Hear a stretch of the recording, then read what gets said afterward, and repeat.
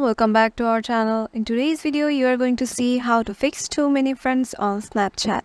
It's pretty easy, so let's get into the video.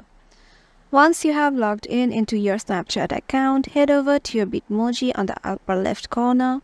Here, if you scroll down, you can see My Friends option under the Friends section.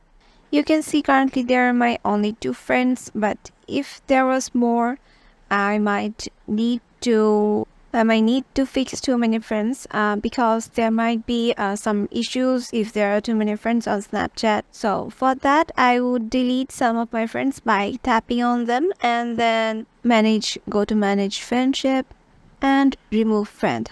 Once you click on remove friend, he or she will not be your Snapchat friend and they will be removed from your friend list. And that's how you can fix your too many friends on Snapchat. If this video helped you out, make sure to give it a thumbs up and subscribe to our channel, and we will see you in the next one.